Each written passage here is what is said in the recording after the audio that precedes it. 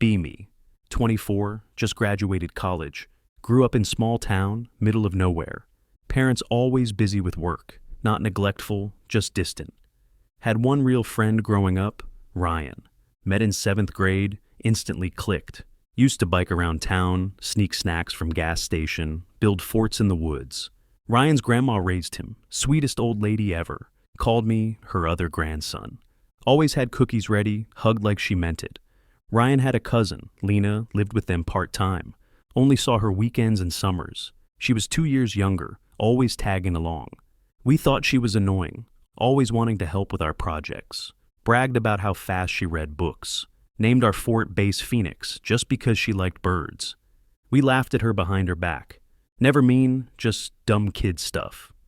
High school came, Ryan and I joined track. Lena started showing up to cheer, made signs with glitter and puns. Embarrassing, but secretly kinda cool. She eventually stopped coming, got into debate team. We barely noticed. Graduated, I went to college out of state. Ryan stayed, took care of his grandma. We kept in touch, calls, memes, the usual. Lena became background noise in my life. Just Ryan's cousin. Fast forward to last month. Get text from Ryan. Grandma's birthday BBQ, you're coming. Couldn't say no to her. Drove 5 hours back home. Pull up. Yard full of people. Balloons, grill smoke in the air. Hug Ryan, hug his grandma. Then I see her. Tall, confident, dark red dress. Hair up, makeup subtle but perfect. Talking to Ryan's aunt like she owns the room. Took me a minute to even recognize her. She catches me staring, smirks, walks up, says my full name like it's a joke. Wow, look who crawled out of the big city. I stammer something dumb like, hey, you grew up. She laughs, rich, real. We talk, catch up over lemonade and grilled corn. She's in law school now, internship with a senator. I'm shocked. Used to think she'd end up a librarian or something. But she's fire now.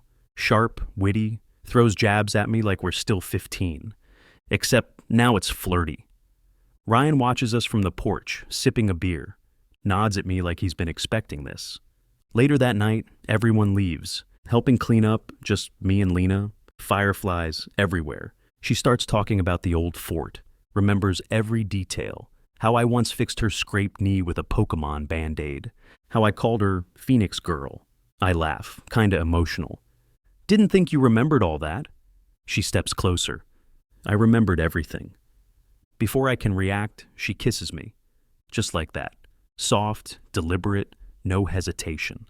I freeze, then kiss back. Brain melting. Pull away, stunned. She just smiles. I always liked you, dumbass. Next day, text from Ryan. About time, she's liked you since 8th grade. I freak out. Ask if he's mad. He replies, only if you screw it up. She's the best of us. We start talking every day. FaceTimes, late night texts, Spotify playlists. Visit her in the city last week. She takes me to her favorite bookstore. Asks if I remember reading to her once. I didn't until she shows me a copy of The Hobbit with my name in it. I gave it to her for her 10th birthday. Still has it. We walk through the park. She grabs my hand. I ask if this is a thing. She says, it's been a thing. You just caught up. Ryan's grandma finds us cuddling on her porch next visit. Smiles. You finally pulled your head out of your butt. Good. Never thought I'd fall for the annoying girl who named our fort. But here we are. Turns out some people grow into exactly what you didn't know you needed. And they were beside you all along. 6 months later, Lena and I talk every day. Weekends are sacred. Either I'm visiting her or she's crashing at my place. Learned a lot about her. Sings off key in the shower, but insists she's amazing. Has a system for organizing cereal by Crunch Longevity. Keeps emergency chocolate in her bag like a true adult. My friends back home keep asking if I'm serious about her. I tell them, I think I might be. Ryan plays it cool, but I catch him smirking when we're together. His grandma already planning our wedding. Bought Lena a white dress, just in case. Not subtle. Lena's internship ends, offers on the table. One from New York, one from our hometown, working with local advocacy group. Asks my opinion. I try to be neutral, but probably fail. She chooses to stay local. Says big cities are overrated, and I make better pancakes. Move in together 2 months later. Tiny apartment, peeling paint, questionable plumbing. But it feels like ours. We argue about dumb things. How she leaves tea bags everywhere. How I can't fold laundry without creating chaos. But we laugh right after. Make up with late night tacos and terrible rom-coms. One night, she pulls out a shoebox. Inside, every note I ever wrote her as a kid. Scraps of paper from our fort, old birthday cards. Even the glitter sign from that one track meet. I'm speechless. She just shrugs. Didn't think I'd marry the guy, but always hoped.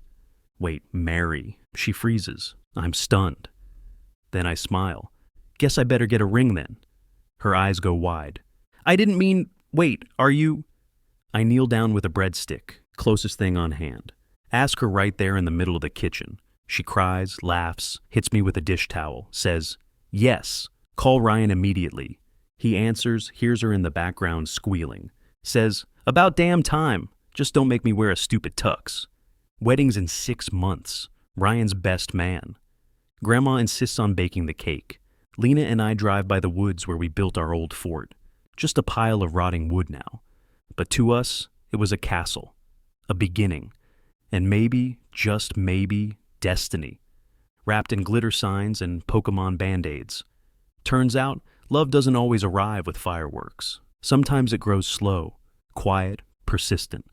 Like a girl you once called annoying, who remembered every word you said and waited patiently for you to finally see her. Been married almost 2 years now. Still feels surreal some days. Wake up next to her, hair a mess, breathing soft, and wonder how I ever missed it, how the girl with glitter signs and oversized glasses grew into the woman I now share a life with. Moved into a little house just outside town. Not big, but it's ours. Lena turned the spare room into a library, bookshelves floor to ceiling. I built them myself.